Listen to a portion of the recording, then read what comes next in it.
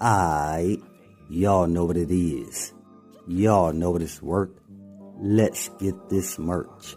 Subscribe to the PDH Network. Aight, y'all see what we got going on here? As y'all see the thumbnail, y'all read the title.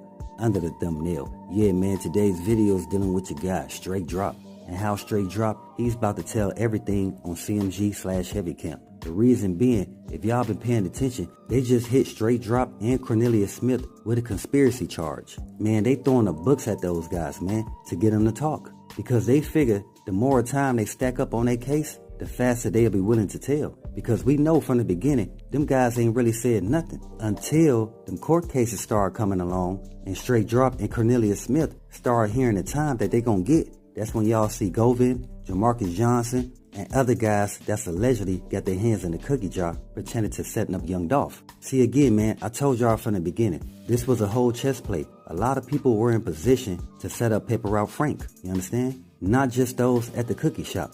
I'm gonna get to those folks in a minute. But right now, I'm talking about Str8 Dropp, alright? See, the thing is, Str8 Dropp, he's trying to get out that facility, man. Because he's facing a lot of heat from the guards and the goons in there that's affiliated to CMG/Heavy Camp. And dealing with the other side. He got some goons that's affiliated to Paper Route that's putting pressure on him too, man. I told y'all, man, Str8 Dropp, he's on an island by himself in there. Because from the beginning, they wanted Str8 Dropp to take the rap for this whole young Dolph case. Him and anybody else that's a person of interest who's soon to be a suspect that doesn't have a proper alibi.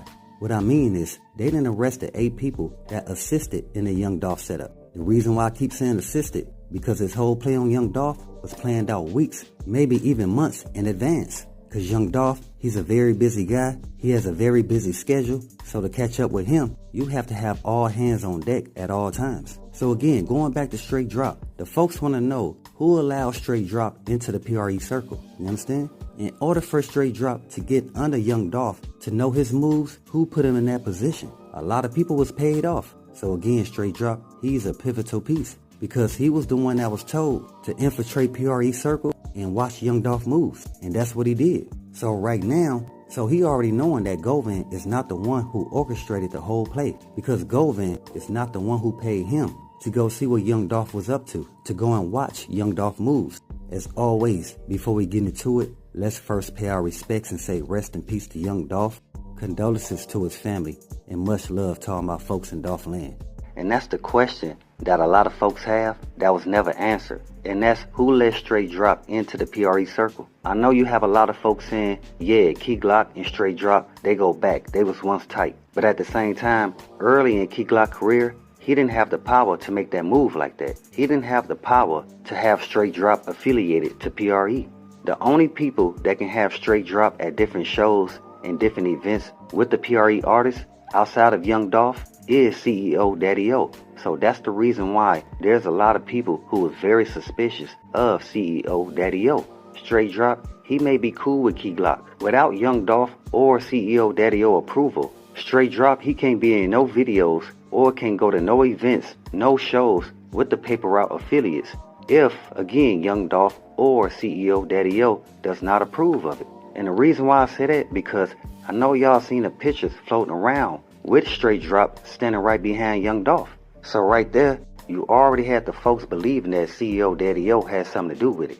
Because he's one of the ones that can gain something from young Dolph's untimely demise by having majority rights and ownership of Paper Route. You feel me? But knowing that Str8 Dropp was making moves with Paper Route, who put him in that position to do it?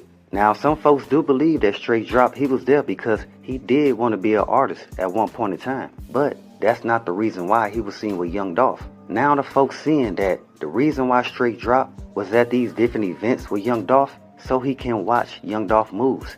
So he's one of the ones that was paid from the beginning to watch young Dolph, his whereabouts, how long he gonna be there, you feel me? Folks told y'all, man, young Dolph, he was a very busy man. So with that, he's probably not gonna be in one place for too long. The man's staying busy because he got an empire to build. So you would have had to put somebody in position a long time ago. See, you got some folks who believe that these guys just decided to follow young Dolph and everything just occurred on that one day. Nah, man, This was planned months in advance. People have to understand this. So if something is planned and orchestrated months in advance, that means the person that's controlling the chessboard, he ain't trying to get caught.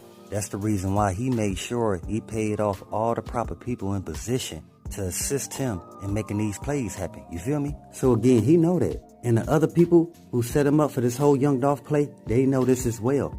That's the reason why Str8 Dropp, he was the one who did not get a paid attorney, because they wanted him to take the rap for this whole case. They figured if he didn't have a proper paid attorney, that this attorney would not do everything in his power to make sure that Str8 Dropp is not being seen as one of the alleged shooters to take out Young Dolph. Since that's the way they looking at him, he gonna make a few statements sooner or later. I believe once they move him out that facility, he will start speaking.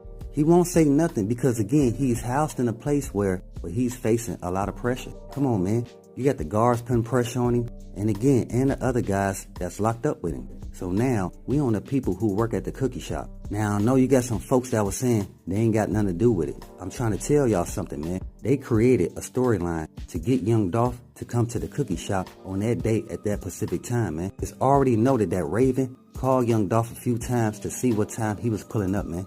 They the ones that lured Young Dolph down to the cookie shop, man. Now, because one of the paper route artists who goes by the name of Paper Route Brick Wolfpack stated in an interview the reason why Young Dolph was pulling up to the cookie shop was to drop off a deposit for the turkey drive. I know you got people saying, yeah, because Young Dolph was using their parking spaces. I told y'all before, man, the cookie shop is not the only store in that parking lot. Matter of fact, they don't even get as much business as the other two stores, like the Family Dollar or even the laundromat. Let's keep it 100, man. Like I stated before, Young Dolph, he would have a conversation with the city officials about dropping off a deposit for a turkey drive. Come on, man. A turkey drive ain't nothing but 2 or 3 hours based on them utilizing that parking lot. So it's not going to take away from their place of business. But again, for Young Dolph to pull up, barely be there 2-3 minutes, and the place is already getting lit up with shells. When the play was made on Young Dolph, the conversation was already had that Young Dolph, he's in and out. He don't stay in one place too long. And everybody in Memphis know that. So while you had people saying, nah, man, you just had some guys that was following Young Dolph. That's not true. Again, the play was already planned weeks, if not months in advance. Now again, the people at the cookie shop, you got Raven. She was controlling the narrative from the beginning, even though she stated herself she was not at the store. Then every time Pam would tell her side of the story, here come Raven butting in and trying to say what happened. But what I'm saying is Raven, she was paid to control the whole narrative. Now let's say if Pam and Maurice really ain't got nothing to do with it, but Raven having her hands in the cookie jar, it makes all of them a part of the whole Young Dolph setup. And going back to Maurice, what was he doing in the back of the building? If all these shells was ricocheting and hit everything, how was he not hearing this?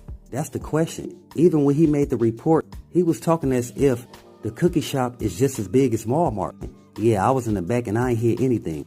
How you was in the back of the store and you ain't hear a bunch of shots going off and you ain't hear a bunch of shells hitting everything?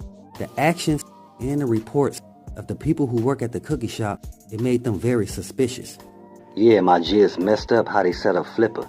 It's a shame because the folks in Dolphland, their lives will never be the same. Knowing these people done orchestrated and planned the untimely demise of Paper Route Frank. Now, it don't matter what most people think. Them folks in Dolphland, they been having a feeling that Pam, Maurice, and Raven allegedly sacrificed one of their stores and Flipper for that bag from your Gotti brother Big Jook. The people seeing Raven was the one that created the whole storyline. She put the whole narrative out there based on the reason why Young Dolph was pulling up to the cookie shop. And also, I'm telling y'all, man, you got your boy Maurice. He allegedly opened that back door for Govan to have that clear shot on Young Dolph. But dig this, the fans and supporters of Young Dolph, they felt he knew this was coming. He knew one day them people was gonna come for him. That's the reason why he put out Talking to My Scale, to let the folks know these people don't want me here.